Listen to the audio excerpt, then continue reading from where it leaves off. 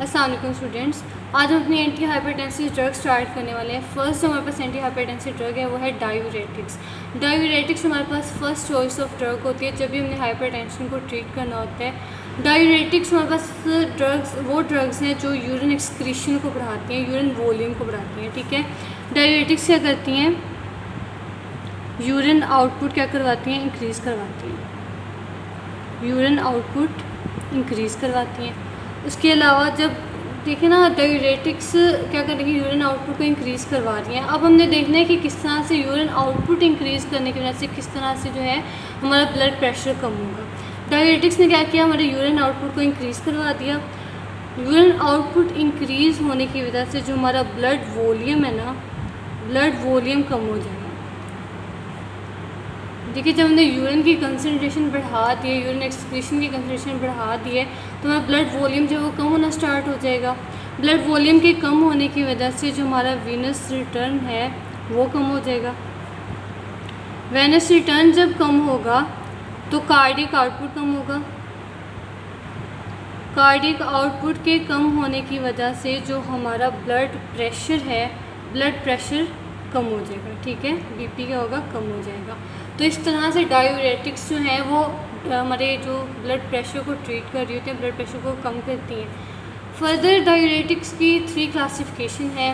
Thiazide diuretics हैं, loop diuretics और potassium sparing diuretics हैं।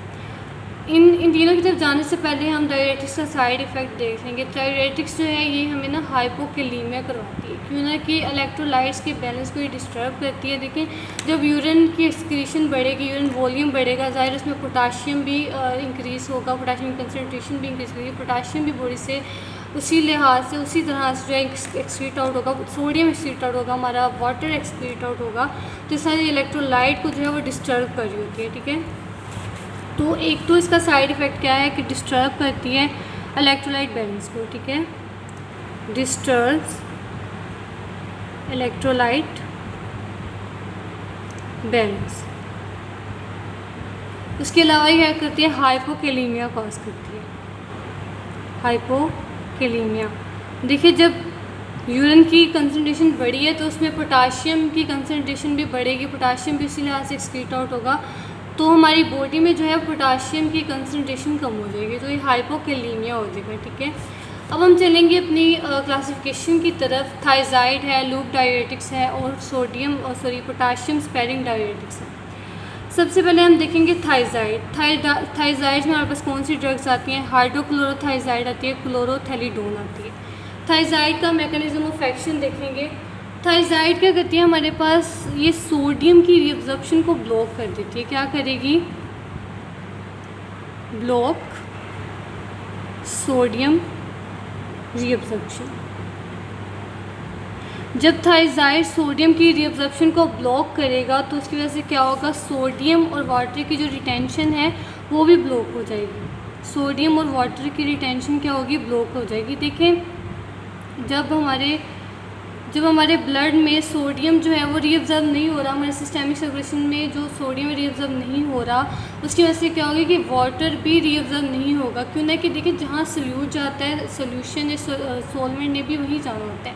तो जब सोडियम ही रीअब्जॉर्ब नहीं हो रहा हमारे सिस्टेमिक सर्कुलेशन में, तो क्या होगा? सोडियम भी, वाटर भी रीअब्जॉर्ब नहीं होगा।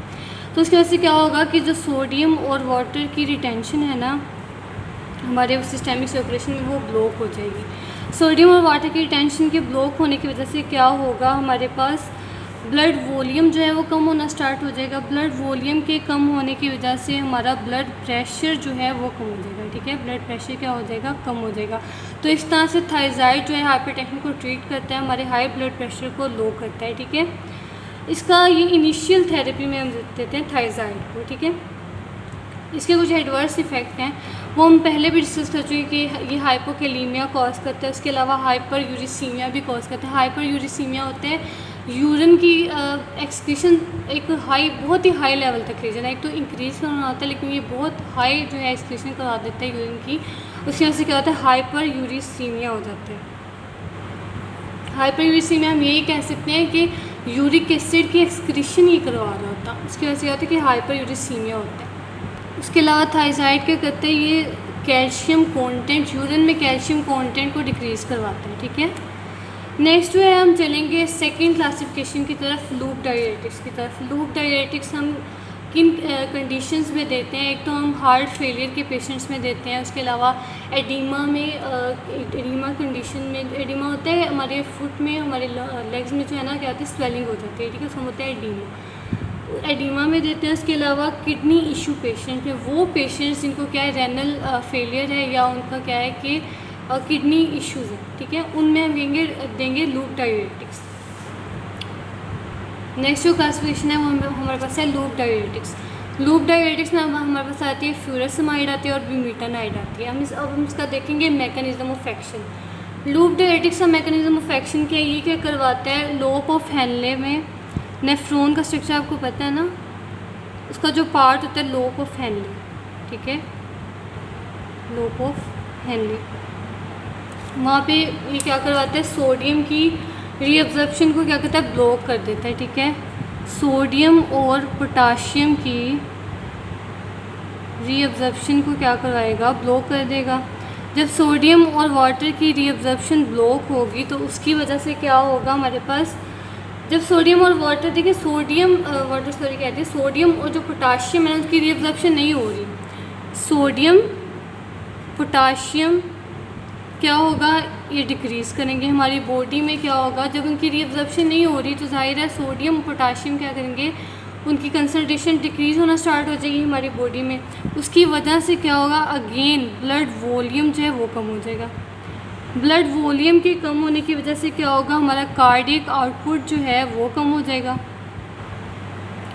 कार्डियक आउटपुट के कम होने की वजह से क्या होगा, हमारे पास हमारा ब्लड प्रेशर जो है वो कम हो जाएगा, ठीक है, ब्लड प्रेशर जो है हमारा बीपी जो है वो कम हो जाएगा। तो इस तरह से लूप डाययूरेटिक्स जो हैं हाइपरटेंशन को ट्रीट करने में हेल्प आउट करते हैं। ये तो थी हमारे पास लूप डाययूरेटिक्स। थायजाइड के बारे में भी हमने बता दिया। नेक्स्ट जो है हमारे पास potassium sparing. Potassium sparing diuretics basically हम कॉम्बिनेशन में देते हैं, थायजाइड के साथ और लूप डाययूरेटिक्स के साथ कॉम्बिनेशन में देते हैं। वो किस वजह से, देखिए जब हम थायजाइड देते हैं, लूप डाययूरेटिक्स देते हैं तो हमारी बॉडी में क्या होता है, इलेक्ट्रोलाइट इम्बैलेंस हो जाता है, ठीक है, इलेक्ट्रोलाइट जो है वो डिस्टर्ब हो जाते हैं। सोडियम की जो कंसनट्रेशन है वो कम हो जाती है, पोटाशियम की कंसनट्रेशन कम हो जाती है, क्योंकि उनकी रीअब्जॉर्प्शन नहीं हो रही होती, यूरिन में उनकी एक्सक्रीशन ज़्यादा हो जाती है, यूरिन में उनकी कंसनट्रेशन ज़्यादा हो जाती है, ठीक है। तो उसकी वजह से क्या हम कहते हैं कि हाइपोकैलीमिया को प्रिवेंट करने के लिए हम थायजाइड जो है, थायजाइड के साथ और लूप डाययूरेटिक्स के साथ क्या देते हैं, सोडियम पोटाशियम स्पेरिंग डाययूरेटिक्स देते हैं ताकि जो है हाइपोकैलीमिया ना हो, ठीक है। तो ये थे हमारे पास डाययूरेटिक्स और उसकी फर्दर क्लासिफिकेशन। थायजाइड हमने देखा किस तरह से वो हाइपरटेंशन को ट्रीट कराता है, लूप डाययूरेटिक्स के साथ ट्रीट करता था, और पोटाशियम स्पेरिंग को हम कॉम्बिनेशन के साथ देते हैं, ठीक है। तो दैट्स ऑल अबाउट डाययूरेटिक्स।